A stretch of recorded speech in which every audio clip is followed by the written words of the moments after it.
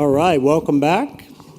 We have an exciting afternoon ahead, and we have a special keynote and honors here in this session.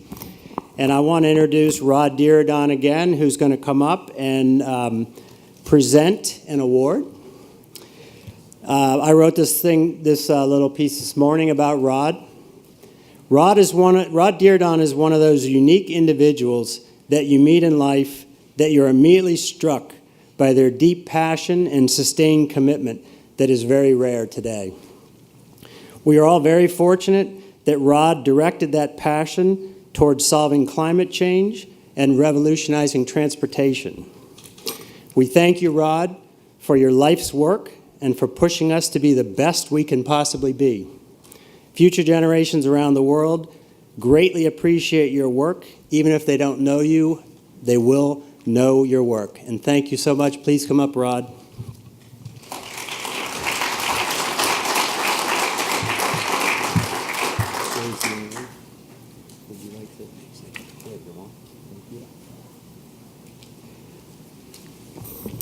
Well, Andy, that's a very nice statement, and I appreciate it very much. This is a bit nostalgic in that this is the end of an era for me, but the beginning of an era for this organization, and it's just in time because I have great confidence in a change of national direction next year that will allow us to re-embrace the opportunity for capital investments in sustainable transportation programs, most notably high-speed rail. So it's time to be prepared. Dan chaired his first high-speed rail advisory board meeting last night and put the building blocks in place with the 35 or so people in the room to create the advocacy capacity that will launch us into a new day in terms of transportation and sustainable transportation. It's my duty now to introduce that fellow to you formally, although you've met him and all know him. I've known Dan for quite a while, and he's one of those rare individuals who have sought out hard jobs and always done well. He's an attorney. He has done extremely well in his other service responsibilities, professional responsibilities, both in Washington and here. He and I both married up. My wife is Dr. Gloria Duffy, who many of you know as president of the Commonwealth Club. And his wife was the Undersecretary of the Navy and held other responsibilities in Washington, D.C. And we all shared his sadness last year when she passed on, and having great joy in seeing him recovering from his sadness now and re-entering the realm of the battle for the future. And Dan did wonderfully as the chair of the board of the BART project, of the BART board, and carried on that project through several major investment and construction projects. Handled the board during some very tough political times as the board was assailed by those who would rather have petroleum and automobiles and like to undermine mass transportation programs. He was the senior vice president for PG&E during some very tough times and carried that organization through that difficult period of scarce energy and kind of knitted them together for a time. He hasn't been there for a while, and it's PG&E shows it, and that's too bad. He was brought specifically into state government by Governor Brown to take on the high-speed rail project, which had kind of gotten into some doldrums. He was moving ahead with a construction project, but not very aggressively and not with enough focus for those of us who were a bit impatient. And I have to share that experience with him in that I had the same thing happen with me with Gray Davis, who came in and grabbed me by the back of my neck and said, come up here and kickstart this thing. And he said, I remember Davis kicked up his foot and he said, don't hesitate to use the side of your foot if needed. Well, I tried as hard as I could in the early 2000s.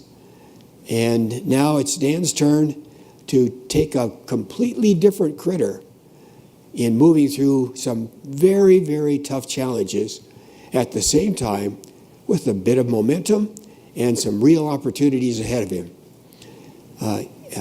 Dan Richard is the first recipient of the Governor Edmund G. Brown National High-Speed Rail Champions Award.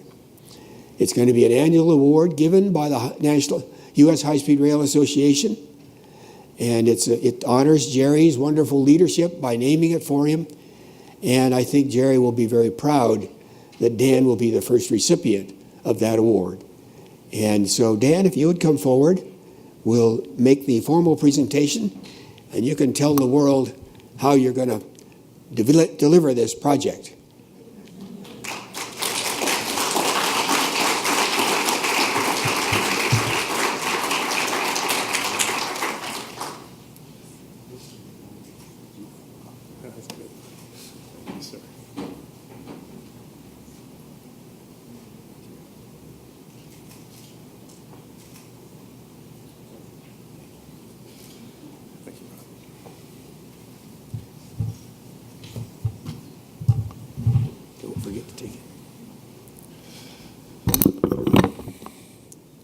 Rod, thank you very much for that more than gracious introduction. I appreciate it quite a bit. And I'd just like to say something. I know it's always customary at this point to turn around and say something nice about the person who introduced you, and that's pretty easy to do with Rod. But I want to make sure that people in this community understand something with precision and clarity. When I got to the High-Speed Rail Authority Board in 2011, there was still the raging argument about the route of the project. And a very well-funded group of people, I don't like to denigrate people, but I refer to them as the downtrodden of Atherton and Menlo Park, wanted to make sure that the high-speed rail alignment avoided their communities, and the way that they argued that that should happen was that the rail should go not through the Pacheco Pass and come up through San Jose, but through the Altamont Pass and eventually over the Dumbarton Bridge north of their communities and go up. And they came up with all kinds of sort of crazy reasoning why this would be okay. But in fact, the people of California in 2008 had said that the purpose of the California high-speed rail program was to connect the communities of our state. This community, San Jose, is at the epicenter of the economic engines of California. And it was Rod Dearden who stood up and said, no, all the trains must come through San Jose. And he won that battle. So when every train pulls into the Diridon station, there is a reason that it's going to the Diridon station, and that's not just because the station is named Diridon.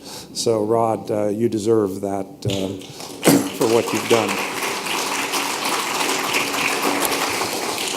Before I make some remarks on the state of where we are with high-speed rail and what we need to do with the High-Speed Rail Association and our initiatives, I do want to say two things in expressing my gratitude for the award.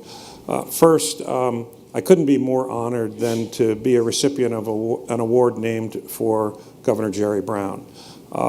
There is no greater advocate for investment in the future than this man. And I'm going to tell you a quick anecdote, which has nothing to do with high-speed rail. I came to California in 1978 to become the Deputy Assistant for Science and Technology, which was a pretty heady title for a guy with a political science degree. But I was doing that working for the governor. And 6 months after I got here, the people of California voted for Proposition 13, which substantially changed the entire funding mechanism for state government. Prior to that time, the guy who brought me to California, a former astronaut, was working with the governor on a communications satellite program specific to California, which was inaccurately called the California Satellite Project.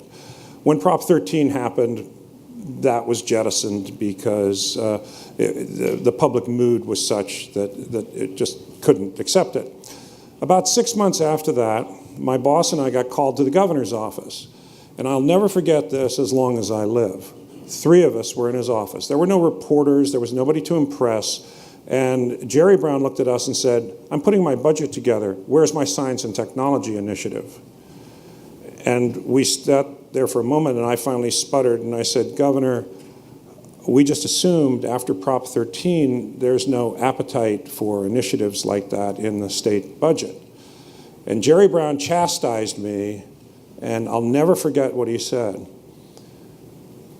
"I don't care if we're down to our last dime. We're going to find a penny to invest in the future. We will not eat our seed corn. We will always invest for the future." And I stood there at that moment and realized that I was in the presence of a very different type of political leader than we see in this country.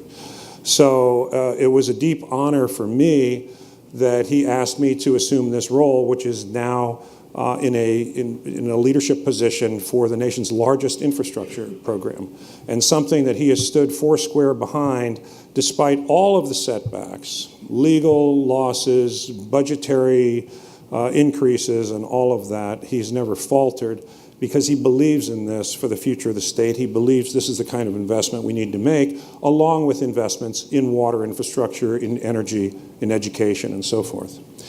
I also would like to take a moment as a point of personal privilege.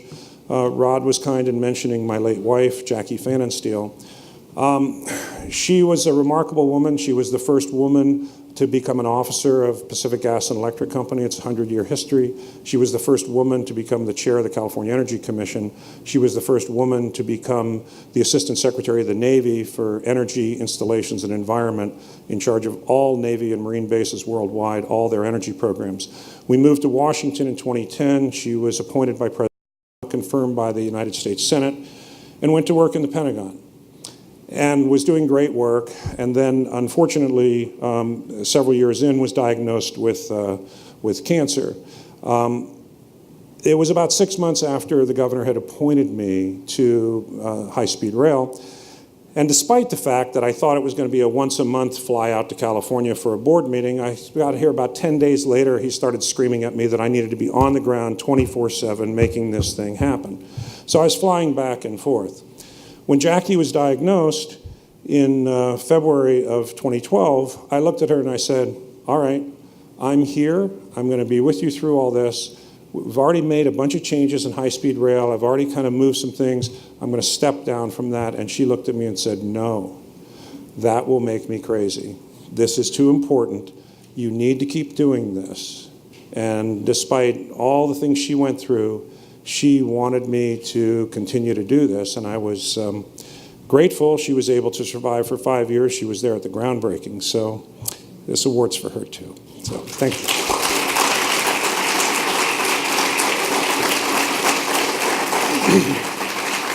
Thank you. So I was trying to reflect on what are the appropriate things to say since I've been asked to give an address, a keynote address here. And I wanted to talk about several things that bring us together as advocates for this program, but I think advocates also for something larger. And you've heard a lot of that this morning. People have talked about high-speed rail as part of our broader web of transportation programs. We've talked about why this is important as we meet our climate change goals and so forth. But I also want to follow the lead of my friend Rod Diridon and get just a little bit political for just a moment at the outset. Because one of the things that I reflect on is that we make choices in a democracy. We choose what's important. Budgets are, in fact, expressions of our choices and our social values. And I have to tell you that last year I was invited back to my alma mater, Washington University in St. Louis, to talk about the California High-Speed Rail program to a number of classes of students and even some mid-career folks who were back there. And the day I got there, I got off the airplane and I met with these young students and I said, I have to tell you, as I stand here today, I'm angry. I'm very angry because on that day, the House of Representatives had voted for a $1.5 trillion tax cut. Now, I happen to be blessed to be part of the 1% in this country. I did not need a damn tax cut. And let's talk about what that choice was. $1.5 trillion was added to our federal deficit, of which 83% of the benefits went to people like me who didn't need them. The greatest proportion of those flowed through corporations, which did what? Did they hire people? Not particularly. Did they invest in R&D? Not particularly. Most of it found its way into stock buybacks for immediate stock price increases. Here's a little known fact. What percentage of U.S. stock equities are owned by foreign nationals? 35%. So of the $1.5 trillion that we added to our children and our grandchildren's fiscal burden, we made the choice to flow that money into companies, into the hands of people who either A, didn't need it, or B, didn't live here. That's a hell of a choice to make. Let's talk about the choice we could have made. We could have, if we were going to add $1.5 trillion to the United States deficit, we could have built an entire national high-speed rail system. We could have rebuilt not just Flint's water supply, but we could have made sure that every community in America had at least secondary and possibly tertiary treatment systems for their waste treatment systems. We probably could have rebuilt all the schools in this country that we needed to do. And I'm angry that our political leaders, even in my party, did not stand up and clearly lay out for the American public what that choice actually meant. Now, we may have another opportunity to do that in the future, and I think that we should be ready. So I stand here as somebody who has been privileged to work on the nation's largest infrastructure project, as a person who believes in infrastructure. Why? Why is infrastructure important? The words kind of flow off your tongue, it's kind of easy, but we should think about it in a different way. And whenever I have these arguments, as I once did with Kevin McCarthy in Bakersfield, and they talk about the private sector and why is government doing this, they miss the point. If you look back at the history of America, at the reason we became the leading economic engine, if you look at the reason that China today is challenging us for that economic leadership, it is because governments at crucial times made critical investments in infrastructure, and then that provided a platform which allowed the genius and the initiative and the drive of the private sector to build off of that, to create wealth and opportunity for all our citizens. And at one point in that debate that I was having with Leader McCarthy, he said, well, look at this, down the road, down in Mojave, SpaceX is launching satellites, and you know, the private sector is willing to launch satellites, but they're not willing to invest in high-speed rail. Well, what Mr. McCarthy didn't know was that my very first job out of college was at NASA. I spent 5 years there. And so I piped up and I said, well, you know something, Congressman? Probably the US taxpayers spent $500 billion on research labs, wind tunnels, launch facilities, R&D, before the private sector felt that they could step into that role. And this has been the way it's been since the Erie Canal, when the state of New York put up initial capital that allowed the creation of one of the first major transportation systems in this country, and the private sector came in and operated on it. This is the way that the Transcontinental Railroad was built, with the federal government providing low-interest loans, every other section of land, all those incentives, and the private sector came in and built the railroads. This is the way it was with our air traffic control system.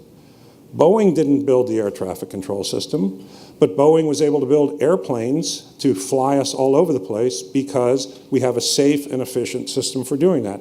And this is the way it's been for Silicon Valley, because even though Al Gore did not invent the internet, as he's been widely misquoted as saying. Al Gore, as a member of the United States Senate, saw the potential of ARPANET, a communications tie-in between our research labs and our federal facilities, and said, this could be something more. And with all due respect, although they could do it today, Apple and Google did not make the investment in that initial system. They could not have done that. So part of what I think what we need to do is to remind people what it is that actually does move the country forward. It is a critical strategic investment by our country in the underlying infrastructure that then allows other things to grow and blossom. And this is a conversation that I think if we can get past the point in American politics where we're all yelling at each other, that we ought to be able to sit down and have. And I tell people all the time, I'm not so much of a true believer in high-speed rail in the pejorative sense of the word. High-speed rail is a tool. It's a tool. A hammer's a tool. A hammer can build a house. A hammer can be used to hit somebody over the head. It's how you use that tool that is important. For us in California, high-speed rail is a tool that can do many, many, many wonderful things. We can invest in underinvested areas. We can tie our communities together. We can free up freight rail capacity. We can meet our climate change goals because, as was pointed out by Rod this morning, since California's already cleaned up its electric generating system, the biggest sector that contributes to carbon in other states, in our state, it's transportation. And we need to electrify the transportation system, and high-speed rail is the backbone of that. On the other hand, we have to be careful. If we're not careful, that wonderful connection between workers in Silicon Valley and affordable homes in California could, if we're not careful, lead to urban sprawl in the Central Valley. It could lead to further loss of ag land. It could lead to other kinds of social dislocations. It could lead to very rich people here deciding, oh, hey, I could have a 5-acre ranchette in the Central Valley and be to work in 40 minutes. So we can't just rely on the goodness of our technology. We've got to do more. We've got to think about this in a broader, systemic way. So what I'd like to propose is a couple things. First, number one, we need a national conversation about infrastructure. Its historic importance and its future importance. As we set that as a context, then I think we can have the conversation about transportation infrastructure, of which high-speed rail is a critical key piece. And I'm very proud of the fact that when we came in, I think we picked up on the theme that Rod had been trying to propose and talk about, which is that high-speed rail was not some insular standalone system, but in fact a critical spinal part of a system of rail modernization and improvement throughout. And like Rod, I had served on a local transit board or had been involved in local transit development, so I understood that just as he understands that in his bones. So we need to have a national conversation about infrastructure. We need to have a conversation about transportation and the role of high-speed rail in that. Now, I'm a guy who spent a lot of time in politics, and I try to understand what it takes to move arguments, move people. And the one thing that I've learned in this complex age is that nothing gets done without coalitions. I mean, virtually nothing gets accomplished in the state legislature or the national legislature without coalitions. We need to have broad and deep relationships with others. And those are not going to be easy to forge in some cases. We have some people who either don't see the connection or sometimes might see competition. The railroads, for example. You would not think that the freight railroads should be our allies, but they should be our allies. And I had an opportunity to say that to the head of Union Pacific. He was in Fresno to try to do something about the decline in the share of movement of goods and services out of the Central Valley that were going by rail. Now, just a little side note here.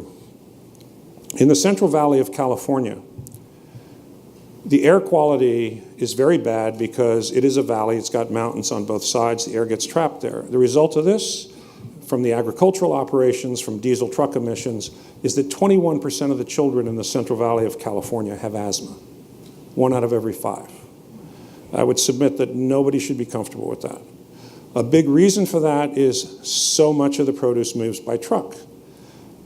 The share of fruits and vegetables from the Central Valley moved by rail had fallen from 46% to 6%.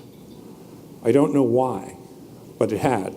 But one contributing factor was the popularity of passenger rail in the Central Valley. The San Joaquin's Amtrak line is the 5th busiest Amtrak route in the United States. The Sacramento Valley Station in Sacramento, which is modest to say the least, is the 7th busiest Amtrak station in the US. That's kind of a surprising fact.